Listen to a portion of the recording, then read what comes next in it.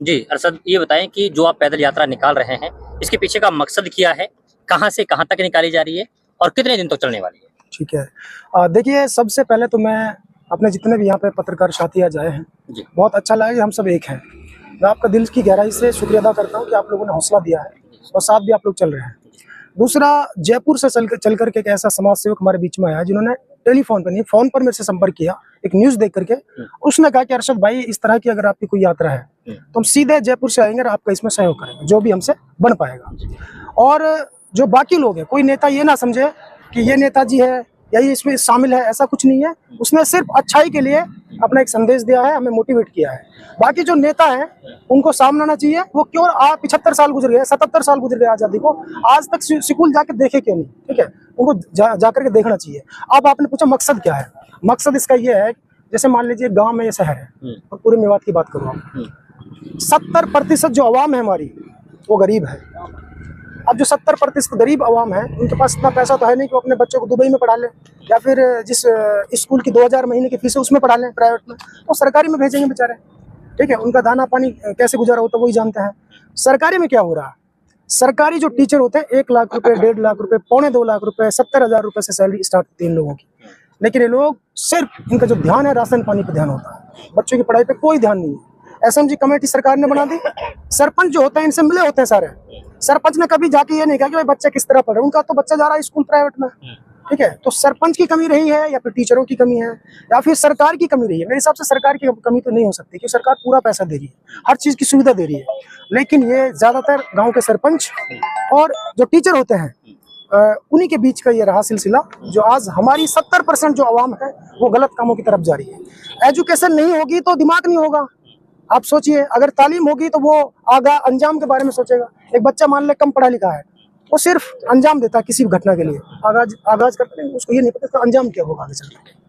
अब हमारा जो मकसद ये है कि किसी तरीके से भी हम दोनों सरकारों को, राजस्थान सरकार प्लस हरियाणा सरकार, दोनों ही बीजेपी सरकार है, तो कहते हैं कि शिक्षा बहुत जरूरी है, बेटी बचाओ बेटी पढ़ाओ, सबका साथ सबका विकास, वो नारा है उनका। लेकिन हम उनको ये दिखाना चाहते हैं कि भाई सरकारी स्कूलों में जो पढ़ाई नहीं हो पा रही, कारण क्या है? क्या सरपंच की कमी है, या एमएलए की कमी है, या टीचरों की कमी है, या फिर सरकार का इशारा है कि जान पूछकर मेवात को अनपढ़ रखना है?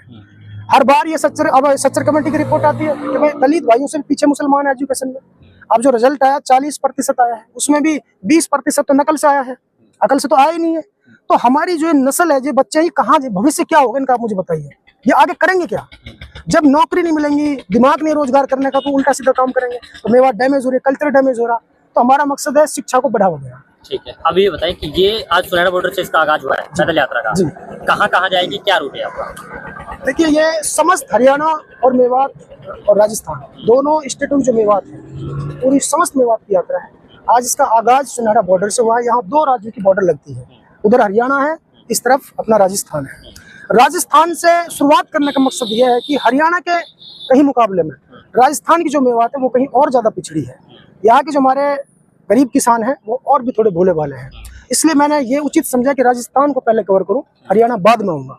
आज सुनहरा बॉर्डर से शुरू की है, ये सीधी जुरहाड़ा जाएगी। पहला गांव जीराहेड़ा पड़ता है। अब यहाँ से आप मेरे साथ चलना, स्कूल में भी हम जाएंगे, वहाँ का निरीक्षण करेंगे क्या है क्या नहीं है। और जुरहाड़ा से फिर ये पहाड़ी से फिर सीधा सीकरी से फिर हम जो है ये अलवर की तरफ रुख करेंगे अपना। उधर से फिर कोट कासिम से लेकर तिजारा, टपुकड़ा, ये ताउड़ू और फिर अपना सोना, फिर ये 84 गांव कवर करने हैं उधर हरियाणा जाके। उधर से फिर वापस हाथीन, नूह, फिर तो झिरका पुनः में आके इसका हम डी एंड करेंगे। तो इसमें लगभग 50 दिन लग जाएंगे। 50 दिन लगेंगे, ठीक है। बाकी कोई अपील, कोई मैसेज आपकी तरफ से इलाके के लोगों के लिए? देखिए, मेरा मैसेज ये, मुझे ना तो किसी से कोई पैसे की जरूरत है, मैं खुद एक आत्मनिर्भर हूँ और मैं जब भी कुछ किया मेरी बात के लिए दिल खोल कर किया है। और आप सब लोग जब मेरे साथ आए तो मुझे और भी बहुत ज्यादा ताकत मिली है। ठीक है, मेरी अपील सिर्फ आवाम से यह है कि आप मेरा इसमें सहयोग करें और आप एक्टिव हो जाएं इन टीचरों के खिलाफ, और फिर हम देखते पढ़ाई करते कि नहीं करते हैं। ठीक है, भविष्य सुधरेगा मेवात का। और जो मेवात के जितने भी नेता भाई है, चाहे वो समाज सेवक है, उन सबसे मेरी अपील है, जिस तरह आज जयपुर से चलकर अरशद खान मेहराब साहब यहाँ आए हैं, बहुत बड़ी कंपनी के मालिक हैं, हजारों गाड़ियां इनकी कंपनी में चलती हैं।